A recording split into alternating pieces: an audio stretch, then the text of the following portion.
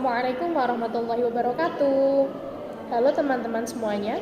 Pada video kali ini aku akan bahas mengenai tujuan hukuman dan macam-macam hukuman perspektif fikih jinayah yang akan disesuaikan dengan kasus suami tega memutilasi istri. Sebelum lanjut pada pembahasan, simak dulu cuplikan video berikut ini.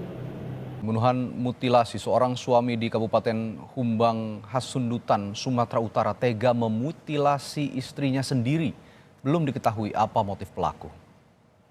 Kasus ini terungkap berawal dari kecurigaan kakak kandung pelaku yang melihat adiknya membawa karung ke belakang rumah.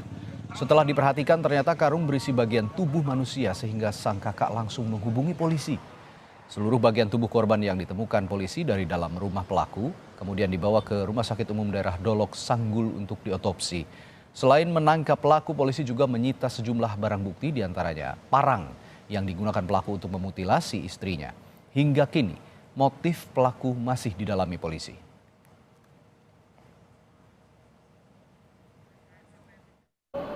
Beranjak dari video tersebut, aku akan bahas terlebih dahulu apa itu hukuman. Hukuman secara umum bermakna sebagai himpunan peraturan-peraturan yang berisi perintah atau larangan yang menjadi pedoman tingkah laku manusia dalam hidup bermasyarakat dan kepatuhannya dipaksakan oleh penguasa. Hukum memiliki 3 ciri, yaitu berupa larangan atau perintah. Larangan dan perintah itu harus dipatuhi. Terdapat sanksi yang tegas bagi para pelanggarnya. Dalam bahasa Arab, hukuman disebut al-uqubah yang meliputi baik dalam hal-hal yang merugikan maupun tindak kriminal. Nama lain dari al-uqubah adalah al-jaza' atau hudud. Almarhum Profesor Ahmad Rahman Ritonga, Ketua Basnas Bukit Tinggi, berpendapat bahwa hukuman adalah bentuk balasan bagi seseorang yang atas perbuatannya melanggar ketentuan syara yang ditetapkan Allah dan Rasul-Nya untuk kemaslahatan manusia. Dari definisi di atas dapat dipahami bahwa hukuman merupakan balasan setimpal atas perbuatan kejahatan yang mengakibatkan orang lain menjadi korban akibat perbuatannya.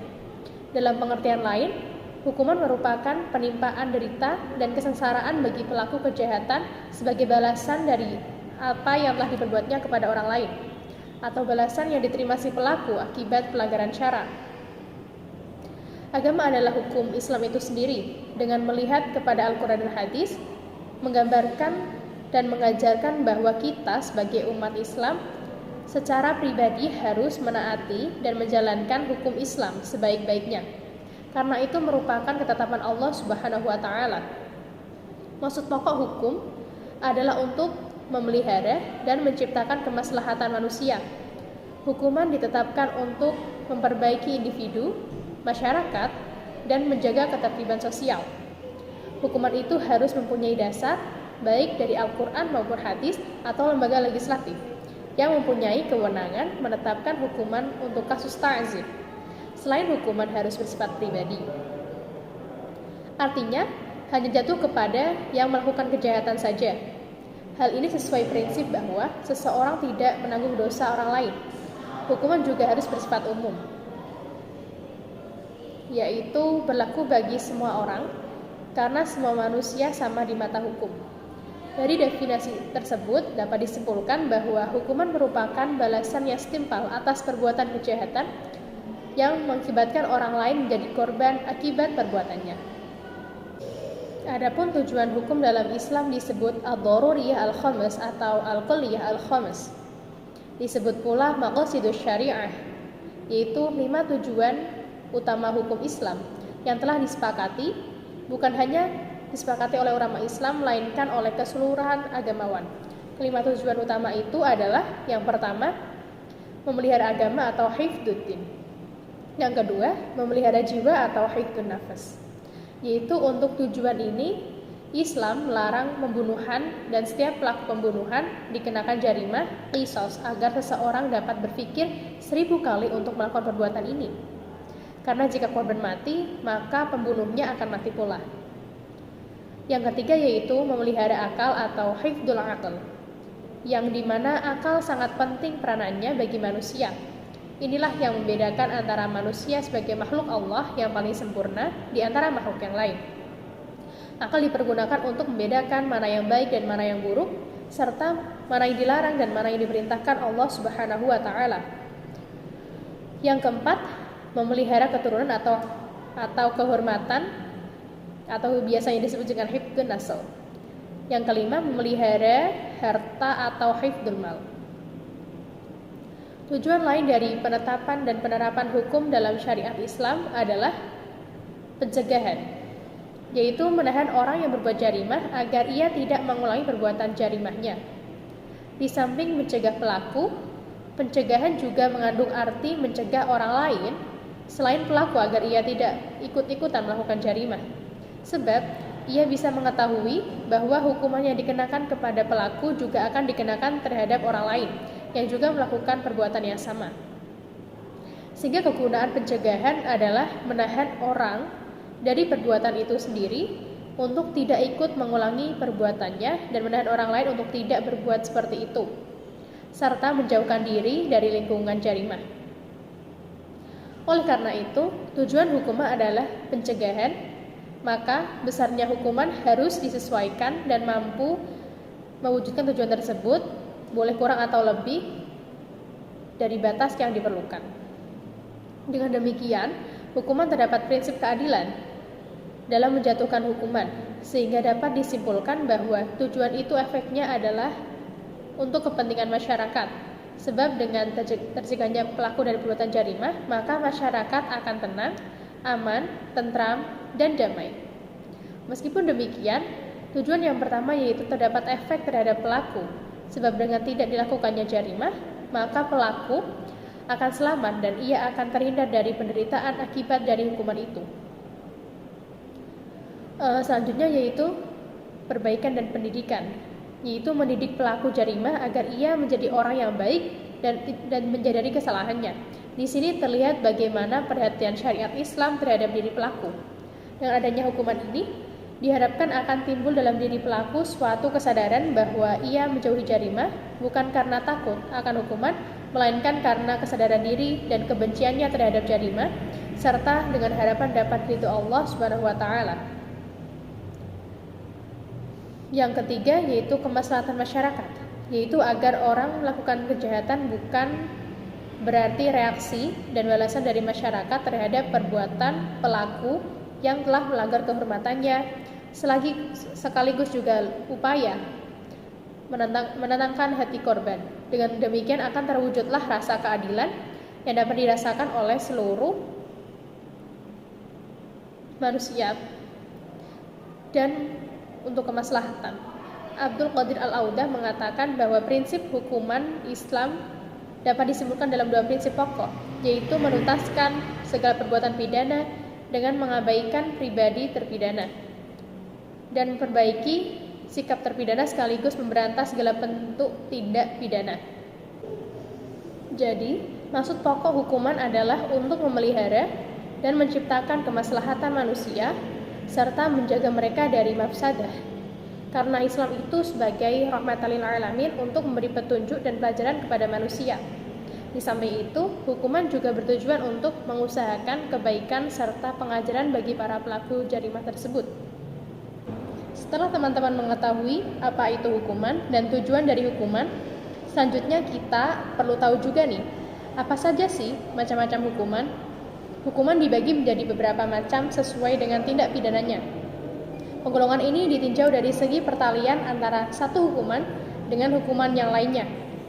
Dan dalam hal ini, 4 macam hukumannya yaitu hukuman pokok atau uqubah al-asliyah, yaitu hukuman yang ditetapkan untuk jarimah yang bersangkutan sebagai hukuman yang asli, seperti hukuman qisas untuk jarimah pembunuhan atau hukuman potong tangan untuk jarimah pencurian. Hukuman pengganti atau uqubah badaliyah, yaitu hukuman yang menggantikan hukuman pokok apabila hukuman pokok tidak dapat dilaksanakan karena alasan yang sah, seperti hukuman diat atau denda sebagai pengganti hukuman qisas. Hukuman tambahan atau uqubah tabaiyah, yaitu hukuman yang mengikuti hukuman pokok tanpa memerlukan keputusan tersendiri sebagai larangan menerima warisan bagi orang yang melakukan pembunuhan terhadap keluarganya. Hukuman pelengkap uqubah takmiliyah, yaitu hukuman yang mengikuti hukuman pokok dengan syarat ada keputusan tersendiri dari hakim, dan syarat inilah yang menjadi ciri pemisahnya dengan hukuman tambahan. Contohnya, mengalungkan tangan pencuri yang telah dipotong di lehernya. Hukuman dari segi terdapat atau tidaknya nas dalam Al-Quran dan hadis, maka hukumannya dibagi menjadi dua, yaitu hukuman yang ada dasnya, hudud, qisas, diyat, dan kafarat. Hukuman hudud adalah jarimah yang dikenakan hukuman had, yaitu hukuman yang ditentukan macam dan jumlahnya, yang menjadi hak Tuhan yang ditentukan oleh syarak. Sanksi hukumnya yaitu ditetapkan untuk tindak pidana hudud seperti jarimah, zina, jarimah qadhaf atau menuduh orang lain berbuat zina, dan jarimah minuman keras, pencurian, jarimah hirubah atau perampokan, jarimah murtad, dan pemberontakan. Hukum qisas secara harfiah berarti memotong atau membalas, namun dalam hukum pidana, qisas adalah balasan setimpal yang dikenakan kepada pelaku tindak pidana sebagai sanksi atas perbuatannya. Diyat adalah denda dalam bentuk harta sesuai ketentuan yang harus dibayarkan pelaku pidana kepada pihak korban sebagai sanksi atas perbuatan yang dilakukannya. Hukuman kafarat yaitu hukuman yang ditetapkan untuk sebagian tindak pidana qisas, diyat dan ta'zir yang biasanya dijatuhkan atas pembunuhan tidak disengaja dan pembunuhan sengaja. Adapun jenis hukuman adalah membebaskan hamba yang mukmin yang apabila hambanya tidak ada maka hukumannya diganti dengan berpuasa selama 2 bulan berturut-turut. Hukuman yang tidak ada nasnya. Hukuman ini disebut dengan hukuman ta'zir. Hukuman ta'zir menurut harfiah bermakna memuliakan atau menolong. Namun dalam hukum Islam, hukuman ta'zir adalah hukum yang bersifat mendidik, yang tidak ada kafarat atau diyat. Seperti percobaan melakukan pembuatan tidak pidana, tidak melaksanakan amanah, kesaksian palsu, dan melanggar aturan lalu lintas. Hukuman ta'zir ditetapkan oleh hakim dan tidak mempunyai batasan tertentu. Tujuan hukuman ta'zir adalah agar dapat mengatur dan memelihara kepentingan masyarakat yang bersifat mendidik. Ditinjau dari segi kekuasaan hakim yang menjatuhkan hukuman, maka hukumannya dibagi menjadi dua. Hukuman yang memiliki suatu batasan tertentu, di mana hakim tidak dapat menambah atau mengurangi batas itu, seperti hukum had. Yang kedua, hukuman yang memiliki batasan, yaitu batas tertinggi dan batas terendah, di mana hakim memiliki hukuman yang paling adil dijatuhkan kepada terdakwa seperti kasus-kasus maksiat yang diancam hukuman ta'zir. Ditinjau dari segi berdasarkan tempat dilakukannya hukuman, maka di sini ada 4. Yang pertama, hukuman badan. Hukuman badan yaitu berupa hukuman yang dijatuhkan atas badan si pelaku seperti hukuman mati, jilid atau dera, dan penjara. Hukuman yang dikenakan kepada jiwa manusia yaitu hukuman yang dijatuhkan atas jiwa si pelaku, bukan pada badannya. Contohnya, hukuman teguran, celaan. Yang ketiga, hukuman yang dikenakan kepada kemerdekaan manusia yaitu seperti hukuman penjara dan pengasingan. Yang keempat, hukuman harta yaitu hukuman yang dikenakan kepada harta seperti diyat, denda, dan perampasan. Nah, setelah teman-teman mendapatkan insight pada pembahasan tadi, kira-kira hukuman apa yang tepat untuk menjerat pelaku pembunuhan tersebut? Seperti yang aku sudah bahas pada macam-macam hukuman tadi, maka hukuman pokok bagi pembunuhan sengaja adalah qisas. Hukuman ini diberlakukan apabila terdapat unsur rencana dan tipu daya serta tidak ada maaf dari pihak keluarga korban. Jika keluarga korban memaafkan, maka hukuman penggantinya adalah diyat. Apabila sanksi qisas dan diyat dimaafkan, maka hukuman penggantinya adalah ta'zir. Selanjutnya, hukuman tambahan terhadap jarimah pembunuhan ini adalah terhalangnya hak atas waris dan wasiat. Hukuman qisas dalam hukum pidana Islam sangat membantu pemantapan pola penelitian hukum atau law enforcement negara, agar masyarakat memahami dan menaati kaidah hukum negara serta kaidah agama sekaligus. Hukum Islam ketika menerapkan hukuman qisas dan balas dendam bukanlah pertimbangan semata, melainkan menjustifikasi aturan konkret tentang nilai-nilai keadilan. Artinya tidak boleh memberikan hukuman melebihi kesalahan seseorang. Spiritualitas hukum qisas, diyat, sangat memperhatikan aspek korban kejahatan, dan yang terpenting adalah tidak memanjakan pelaku kejahatan tersebut.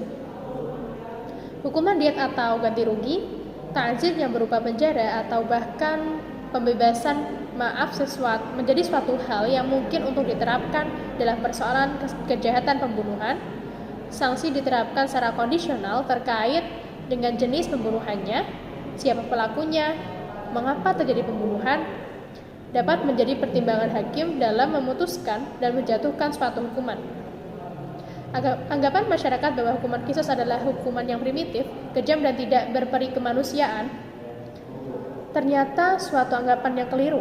Hal ini dikarenakan tujuan dari pelaksanaan eksekusi qisas hanya bermaksud memberi peringatan keras kepada umat Islam agar tidak mudah menumpahkan darah kepada sesamanya.